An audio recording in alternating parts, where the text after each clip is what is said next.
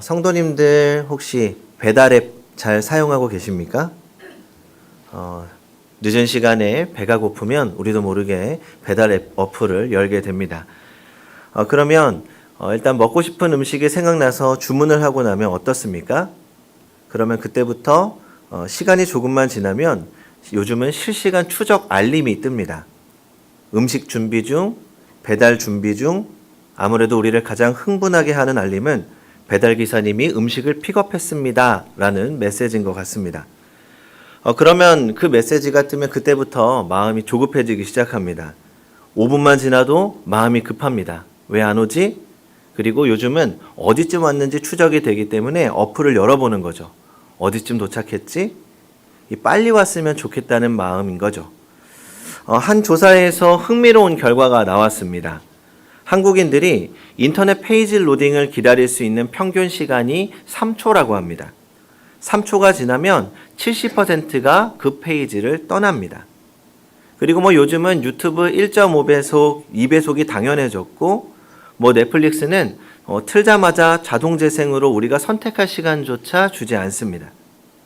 더 재밌는 건 엘리베이터 닫힘 버튼입니다. 실제로는 그 버튼을 눌러도 문이 닫히는 속도는 변하지 않습니다. 그런데도 우리는 연타하죠. 문이 닫히는 동안에도 닫힘 버튼을 반복해서 누릅니다. 심리학자들은 이것을 통제감의 환상이라고 부릅니다. 우리는 요즘 기다리는 것을 잃어버린 시대에 살고 있습니다. 기다림은 낭비처럼 느껴지고 참는다는 것은 시대에 뒤떨어진 것처럼 보입니다. 그런데 우리는 정말 아무것도 기다리지 않을까요? 그건 아닙니다. 우리는 여전히 무언가를 기다리며 살아갑니다. 승진, 연봉 인상, 건강검진 결과, 자녀 성적표, 전세 계약, 부동산 가격. 그러면 지금 우리는 무엇을 기다리고 있습니까? 그리고 더 중요한 질문. 그 기다림이 우리를 어떤 사람으로 만들고 있습니까? 오늘 본문 누가복음 2장 25절을 한번 같이 읽어보겠습니다. 시작. 예루살렘에 시므온이라 하는 사람이 있으니 이 사람은 의롭고 경건하여 이스라엘의 위로를 기다리는 자라. 성령이 그 위에 계시더라. 아멘. 성경은 오늘의 주인공 시므온을 가리켜서 이스라엘의 위로를 기다리는 자라고 표현합니다. 시므온이 살던 시대를 이해해야 이 말의 의미를 알 수 있습니다. 일단 예루살렘은 로마 식민지가 된 지 약 60년째였습니다. 헤롯 대왕은 성전을 재건축하고 있었는데 약 15,000명의 인부가 동원된 거대한 프로젝트였습니다. 이 성전 뜰의 크기만 해도 축구장 20개를 합친 것보다 더 크다고 합니다. 하지만 이 화려한 성전 뒤에는 백성들의 신음이 있었습니다. 무거운 세금, 강제 노역, 잔혹한 진압, 그 시대 사람들은 각각 다른 것을 기다렸습니다. 헤롯은 권력 유지를 기다렸고, 제사장들은 종교 질서의 안정을, 열심당원들은 무장혁명의 기회를 기다렸습니다. 그런데 시므온은 이스라엘의 위로를 기다렸다고 말합니다. 그렇다면 오늘 시므온이 기다렸다고 하는 이 위로는 무엇이었을까요? 이 위로는 헬라어로 파라클레시스라고 하는데 단순한 위로가 아닙니다. 이 파라, 곁에라는 말과 칼레오, 부르다라는 말이 합쳐진 단어입니다. 그러니까 요한복음의 보혜사 성령과 같은 어원인데 곁에서 불러내는 자, 변호인, 도우시는 분이라는 뜻이죠. 그러니까 시므온이 기다린 것은 그런 억압과 힘듦과 고통과 신음 속에서 단순하게 상황의 변화를 기다린 것이 아니었습니다. 로마가 물러나는 것, 헤롯이 쓰러지는 것만을 기다린 것이 아니라 그는 하나님께서 우리 곁에 오시는 것을 기다렸습니다. 그러면 시므온은 이런 위로를 얼마나 오래 기다렸을까요? 성경은 시므온의 나이를 정확하게 말하지는 않습니다. 하지만 26절을 보면 그가 죽기 전에 주의 그리스도를 보리라 라는 성령의 지시를 받았다고 했으니까 아마 노년이었을 겁니다. 상상해 보십시오. 그는 언제나 메시아를 기다렸습니다. 청년 시므온이 성전에 올라갑니다. 오늘은 메시아가 오셨을까? 기도하죠. 하지만 오지 않습니다. 다음 날도 일주일도 1년도 지납니다. 청년이 장년이 되고 장년이 노년이 됩니다. 수십 년입니다. 주변 사람들이 묻습니다. 아직도 기다리세요? 비웃는 사람들이 있었을 겁니다. 아유, 그건 헛된 희망이에요. 로마가 물러나기만을 기다리시죠. 하지만 27절이 답을 줍니다. 성령의 감동으로 성전에 들어가매 시므온은 기다리는 동안 성령의 음성을 듣는 사람이 되어 있었습니다. 기다림의 시간이 그를 변화시킨 것이죠. 그렇게 오랜 세월을 기다리던 시므온에게 드디어 그날이 왔습니다. 레위기 12장을 보면 아이를 낳은 여인은 40일 후에 정결 예식을 행했습니다. 이 부자들은 1년 된 어린 양을 드렸지만 가난한 사람들은 비둘기 2마리를 드렸습니다. 그런데 마리아와 요셉이 가져온 건 비둘기 2마리였다는 거죠. 그들은 무척 가난했습니다. 그날 성전에는 수많은 사람들이 있었습니다. 그 중에는 아기를 데리고 정결 예식을 하러 온 가족들도 굉장히 많았겠죠. 하지만 그 많은 사람 중에서 시므온은 한 아기를 보자마자 자신이 수십 년 동안 기다려왔던 그분이라는 것을 알아봤습니다. 28절부터 32절을 같이 한번 읽어보겠습니다. 시작. 시므온이 아기를 안고 하나님을 찬송하여 이르되 주제여 이제는 말씀하신 대로 종을 평안히 놓아주시는도다. 내 눈이 주의 구원을 보았사오니 이는 만민 앞에 예비하신 것이요 이방을 비추는 빛이요 주의 백성 이스라엘의 영광이니이다 하니. 시므온의 이 고백이 우리에게 묻습니다. 대체 무엇이 이 사람을 이렇게 만들었습니까?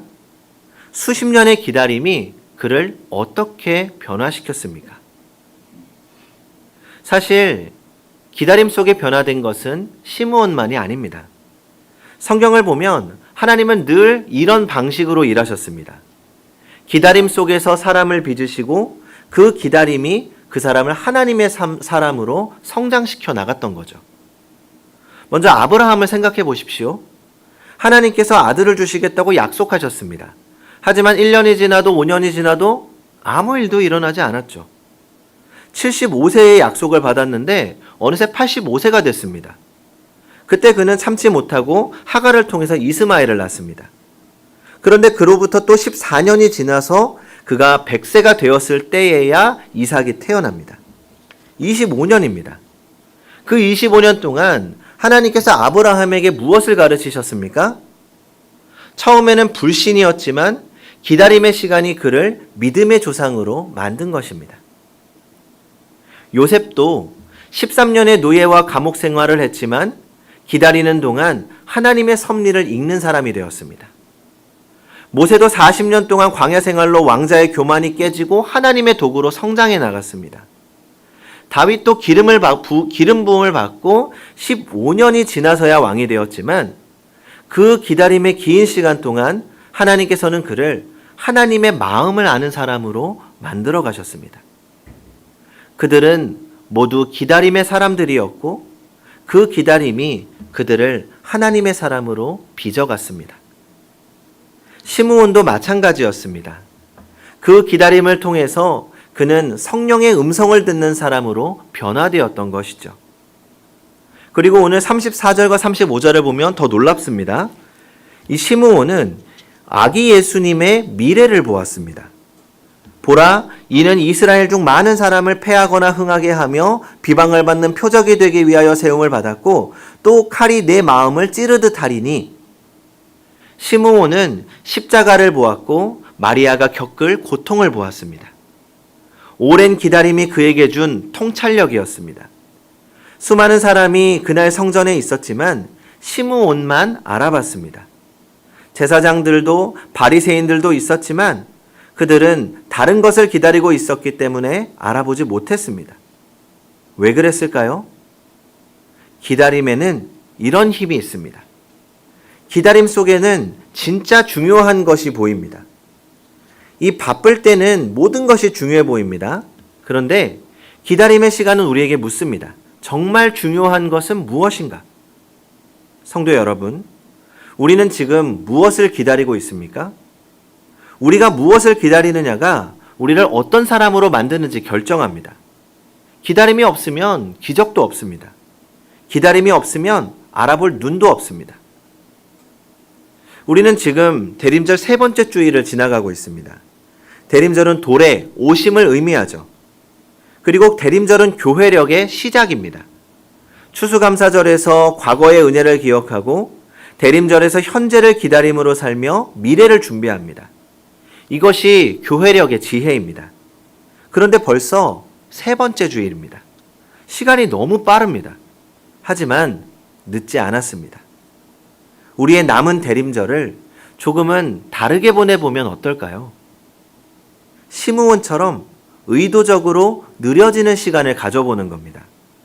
아침에 일어나서 습관처럼 휴대폰을 집어드는 대신에 잠시 조용히 앉아 주님께 물어보는 겁니다. 주님, 제가 지금 무엇을 기다리고 있습니까? 그리고 가능하다면 말씀과 함께 주님의 뜻을 구하며 기도해 보시기 바랍니다. 또 출퇴근길에 이어폰을 끼기 전에 5분만 조용히 오늘 하루 내가 무엇을 기다리며 살고 있는지 되돌아보는 것도 좋습니다. 엘리베이터 닫힘 버튼을 연타하다가도 나 지금 왜 이렇게 급하지? 나 왜 이렇게 서두르지? 하면서 잠시 멈추고 한번 웃어보는 것도 기다림의 연습이 될 수 있습니다. 그렇게 잠시 멈추어 보면 우리 안에는 정말 많은 것들이 보입니다. 나는 지금 이것을 기다리고 있구나. 나는 지금 이것을 쫓아가며 살아가고 있구나. 아니, 나는 이것에 쫓겨가며 살아가고 있구나. 나는 이것을 바라고 있었구나. 그 가운데 하나님보다 하나님의 선물을 더 기다리고 있었구나 라고 말입니다. 그리고 시므온이 수십 년을 기다리며 변화되었던 것처럼 우리도 이 대림절을 지나면서 조금씩 변화되기를 소망합니다. 무엇이 정말 중요한지 다시 보게 되고 첫 번째를 첫 번째 자리에 놓게 되는 거죠. 그렇게 성탄절이 왔을 때 우리가 시므온처럼 고백할 수 있다면 얼마나 좋겠습니까? 내 눈이 주의 구원을 보았나이다 하고 말입니다. 그러면서 오늘 시므온의 이야기에서 우리가 놓쳐서는 안 될 장면이 있습니다. 28절을 다시 보십시오. 시므온이 아기를 안고 하나님을 찬송하여 이르되, 시므온은 아기 예수님을 품에 안았습니다. 수십 년을 기다린 그 순간 그는 단지 멀리서 바라본 것이 아니라 직접 품에 안았습니다. 성전에는 수많은 사람들이 있었죠. 제사장들, 바리새인들, 율법학자들. 하지만 그들은 모두 아기 예수님을 지나쳤습니다. 오직 시므온만 아기를 바라봤고 품에 안을 수 있었습니다. 그리고 그 순간 그는 알았습니다. 내가 평생 기다려온 것이 바로 이것이구나. 그 기다림의 시간이 허무하지 않았습니다. 그 시간 동안 그를 이 순간을 알아볼 수 있는 사람으로 만들었기 때문입니다. 우리의 기다림도 그렇습니다.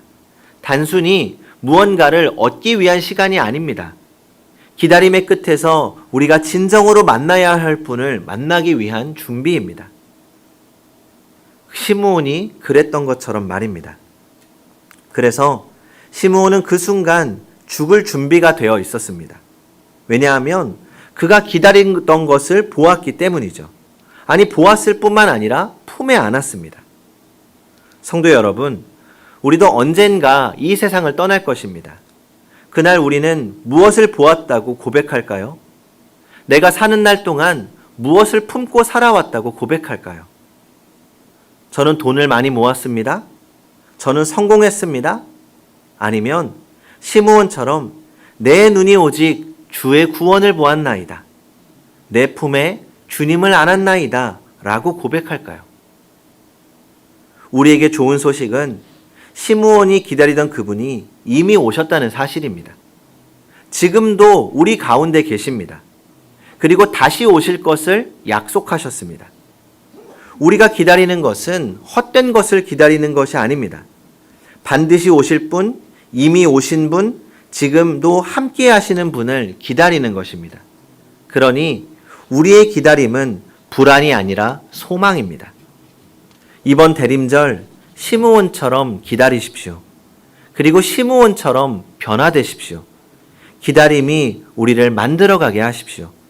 그리하여 그날 우리 모두 시므온처럼 평안히 고백할 수 있기를 바랍니다. 내 눈이 주의 구원을 보았나이다. 내 품에 주님을 안았나이다. 기도하겠습니다.